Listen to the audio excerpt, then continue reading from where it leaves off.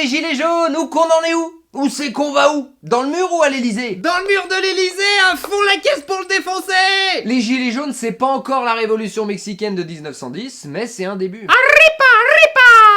Arripa, à Paris, Arripa. Lol. À la base, ça semblait être un mouvement de ras-le-bol de consommateurs, et donc j'avais fait une vidéo avant le 17 qui développait un point de vue de consommateur, et donc c'était forcément un peu réducteur. C'était même un petit peu culpabilisant, hein, et ça marche pas. Par exemple, j'ai pas arrêté de fumer. Moi par contre, j'ai arrêté.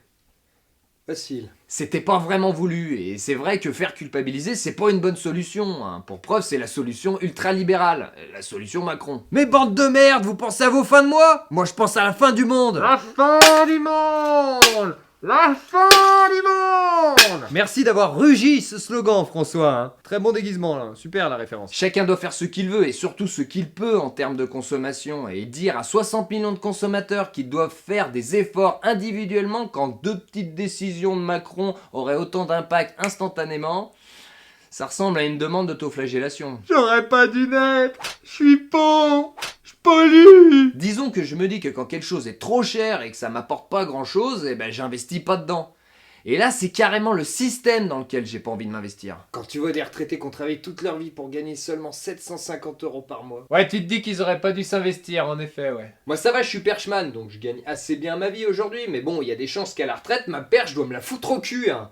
Donc c'est maintenant qu'il faut se battre. Ensemble. Ouais mais bon, t'es plus patchman que perchman en ce moment, hein. C'est sûr, mais j'avais peur au début que le mouvement soit seulement un mouvement de consommateurs. Mais c'est bien plus que ça, on est bien au-delà d'une bande d'égoïstes qui ne pensent qu'à leur plein d'essence, hein, comme certains voudraient nous le faire croire.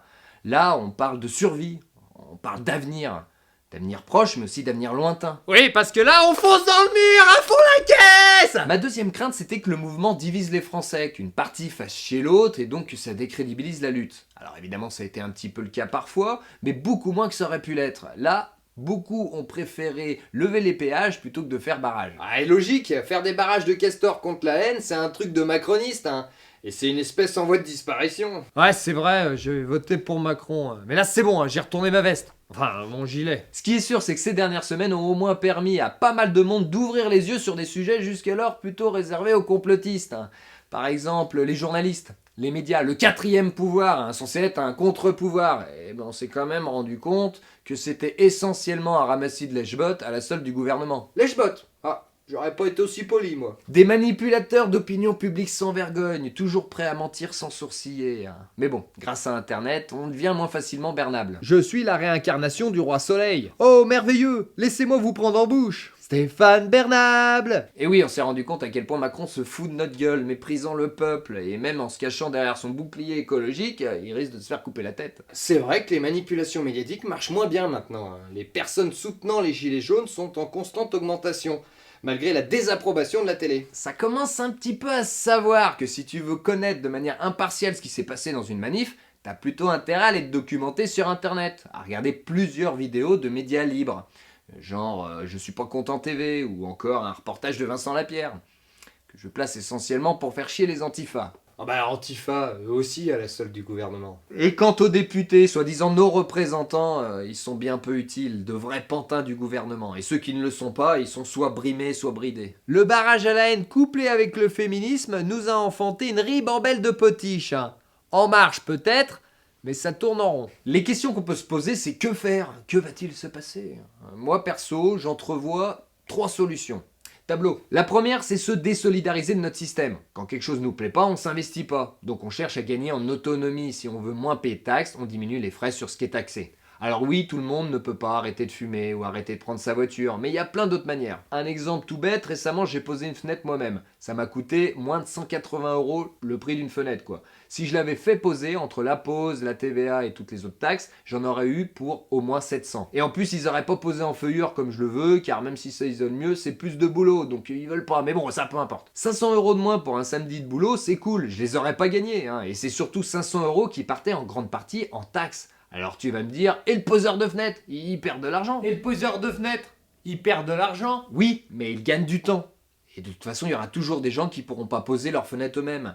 Mais bon, s'ils travaillent moins, ils payent moins de taxes. Ils gagnent moins aussi. mais il peut peut-être utiliser différemment une partie de son temps. Faire lui-même sa plomberie, ou avec des potes acheter 1 hectare de terrain boisé et faire leur bois pour le chauffage. Bref, devenir un petit peu autonome. Et le plombier ou le boitelier, ils perdent de l'argent. Mais il gagne du temps. Et il pourrait peut-être utiliser ce temps pour faire un jardin en permaculture au lieu d'un petit peu de bois.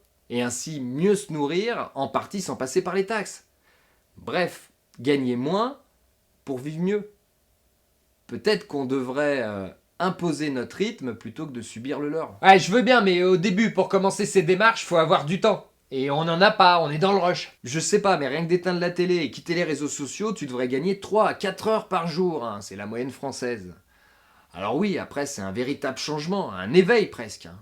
C'est sûr, faut un petit peu de courage. Ah bah c'est pas évident quand même, hein, parce que glander c'est devenu un e-sport. Après, ça peut ouvrir plein d'autres alternatives qui passent outre les taxes, outre la TVA, les échanges de services, le troc. Je sais pas, mon jardin produit plus de légumes dont a besoin ma famille.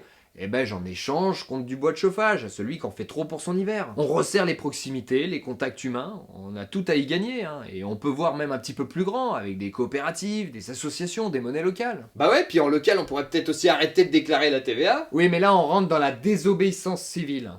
C'est aussi une solution. Mais c'est sûrement trop tôt, car comme pour la Révolution, si on veut que ça soit un mouvement populaire, il faut qu'une majorité de peuple soit pour. Et pour l'instant, on va dire qu'on est en majorité trop gentil et peut-être pas encore assez malheureux. Mais ça risque de venir. Cet été, j'ai sorti une web-série qui s'appelle 2058, où j'exprime une vision du passé vue de l'avenir. Et je parlais dedans d'un effondrement moral qui surviendrait en 2021 et qui entraînerait un effondrement économique par la suite. En gros, un moment où ça serait flagrant aux yeux de tous et de manière extrêmement virulente qu'on se fout de notre gueule, qu'on nous exploite. Le gouvernement Macron en l'occurrence. Alors depuis le 17 novembre, ça sent les prémices, hein. J'imagine qu'on va se faire balader encore quelques mois par les hauts conseils pour le climat et autres promesses non tenues, mais à un moment ça pètera. Surtout que comme à chaque fois, les vrais foutages de gueule arrivent en fin de mandat. Hein. Ça risque d'être beau vu le début. Et là, soit on arrêtera tous de payer, soit plus violent, on ira couper des têtes.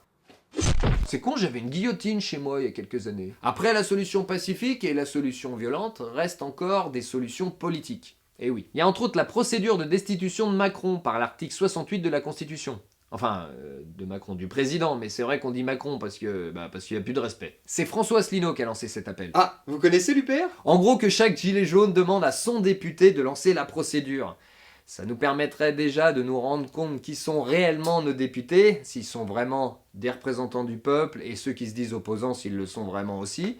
Et d'un autre côté, ça ferait bouger les choses. Et ça serait peut-être bien aussi d'entendre des gens qui ont réellement des idées bien construites, comme Étienne Chouard et bien d'autres. Hein.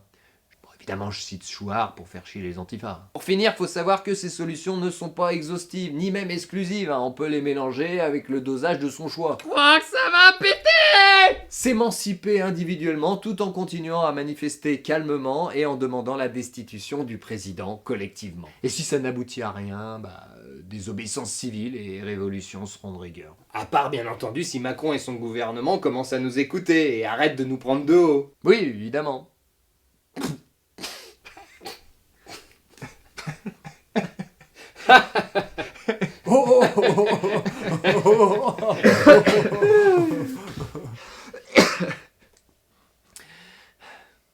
On y croit.